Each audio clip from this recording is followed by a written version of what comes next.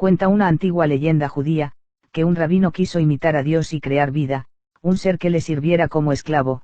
Después de muchos años de intentos, logró su objetivo, mediante la hechicería cabalística. A este ser lo llamó Golem, que significa tonto, al cual le ordenó realizar todos los trabajos pesados. Al final la historia termina en que un día la mujer del rabino le ordena al Golem sacar agua del río, y el Golem obedeció, pero este ser era tan estúpido que en lugar de sacar un poco de agua decidió sacar todo el río, casi inundando la ciudad en que vivía el rabino. De estas historias sobre rabinos y sus creaciones existen varias, pero la que más resalta es la historia del Golem de Praga. Esta historia está situada en Europa, y trata de cómo un sabio rabino ante la inminente expulsión de los judíos de Praga decide crear a un golem para proteger a su pueblo de las persecuciones. El golem no solo se convirtió en un protector sino que también sirvió para aterrorizar a la corte del emperador, permitiendo que cualquier edicto contra los judíos fuera anulado. Como pueden apreciar, esto empieza a tomar tintes políticos. Prosigamos. El golem de estas historias es creado con magia de la Cábala, es decir, la suma exacta de palabras mágicas, números y símbolos. Esas tres cosas componían la fórmula mágica para crear al golem. Saben, hace años le hicieron una entrevista a Alan Moore. Para quienes no lo conozcan, él es el autor de V de Vendetta y Watchmen. Él tiene una visión muy interesante de lo que es magia. Según él, la magia es muy diferente a lo que entendemos como tal. Piensa en esto: con la magia se pueden hacer pociones de amor o maldiciones. Esto ha sido así desde hace siglos.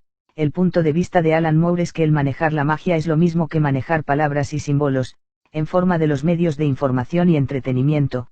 Por ejemplo, si quieres que alguien sea muy querido, solo tienes que enaltecerlo en televisión o el cine. Por el contrario, si quieres maldecir a alguien, lo que tienes que hacer es arruinar su imagen en todos los medios posibles. Como en la televisión y el cine, una maldición puede ser tan fuerte que la víctima, incluso después de muerta, siga sufriendo esa misma maldición. Los magos son los dueños de la prensa, el cine y el entretenimiento. Su magia es lo que conocemos como los más media. Y ese es el punto más importante de todo esto. Como decía, para crear a un golem, es decir, crear a un sirviente, es necesario una fórmula de palabras, números y símbolos. Y ahora piensa qué es el manifiesto comunista. ¿Acaso no es una fórmula de palabras, números y símbolos, palabras subversivas, explicaciones económicas basadas en números, y por supuesto el símbolo de su ideología? Esta es la golemización de las masas. Los primeros golems fueron los masones, quienes cayeron en el embrujo de la fantasía progresista. Solo hay que fijarse en sus rituales de iniciación. Para quienes no lo sepan, los rituales masónicos están basados en los escritos de los libros mágicos de la Cábala. Esto era sabido por varios sacerdotes católicos que tenían acceso a los libros cabalísticos confiscados de los judíos por la Iglesia. Incluso algunos de esos sacerdotes escribieron libros denunciando el origen judaico de la masonería. Es por eso que la masonería por mucho tiempo fue una organización secreta.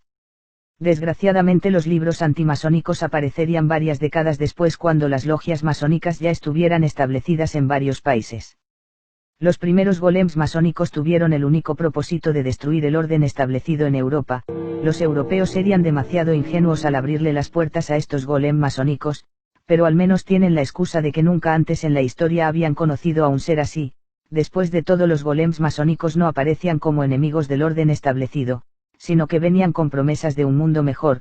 Sus ideas de igualdad dejaron sorprendidos a los europeos, y los primeros en caer en el engaño fueron los que pertenecían a las clases altas.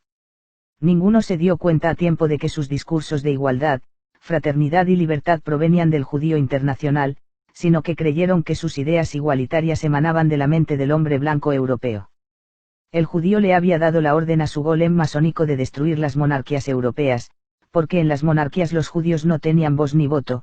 El judío recordaba melancólico su pasado en Grecia y cómo era capaz de manipular gracias a la democracia. Después de todo, la democracia le había permitido al judío adquirir derechos en un país extranjero y afectar su política fácilmente, de ahí que su objetivo fuera destruir las monarquías e imponer democracias. Pero esto no le era suficiente al judío internacional. A finales del 1800, las monarquías germanorusas eran tan eficientes como las democracias anglo-francesas. Era bastante evidente para los intelectuales que después de todo la democracia no era la gran cosa. Ya no había excusas para seguir atacando a las monarquías como algo anticuado que debería desaparecer. De ahí que el judío creó a un tipo diferente de criatura, el golem comunista. El comunismo sería ahora el futuro a seguir según los más media, el cielo en la tierra como decía Lenin. Esta vez el objetivo sería infectar al imperio ruso y apoderarse de él, y por primera vez los judíos no temerían mostrarse en público como los líderes del comunismo debido a la tolerancia progresista impuesta en Europa gracias a la masonería. Rusia cayó ante los golems comunistas. El judío Trotsky había sido la conexión entre los banqueros judíos de Nueva York y los judíos marxistas de Rusia, para financiar la revolución bolchevique con el dinero de los bancos de Estados Unidos. Los judíos al final consiguieron lo que quisieron, una nación de golems. El ruso ya no sería ruso sino que sería un obrero, y su deber en la vida sería obedecer a sus amos judíos, como un golem, como un tonto. Después de la Primera Guerra Mundial los golems estaban en todas partes, en Europa y en las Américas, en logias masónicas, en sindicatos de trabajadores, en las universidades y en los gobiernos.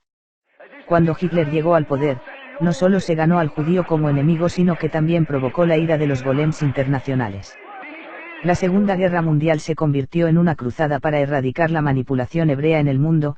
Esa cruzada fracasó porque hasta la Alemania de Hitler se había infectado de esos golems, que conspiraban en secreto desde dentro para lograr la caída del Tercer Reich. Una guerra interna para mantener el poder y una guerra externa para vencer a los aliados, golems por dentro y por fuera. Cada masón, izquierdista, feminista, marxista cultural, es un golem que trabaja para proteger al judío internacional. Y ahora incluso te puedes topar con ellos en las redes sociales, hasta en YouTube puedes encontrarlos defendiendo a sus amos judíos. Golems por dentro y por fuera. Golems en la vida real y golems en Internet. Solo un milagro puede salvarnos.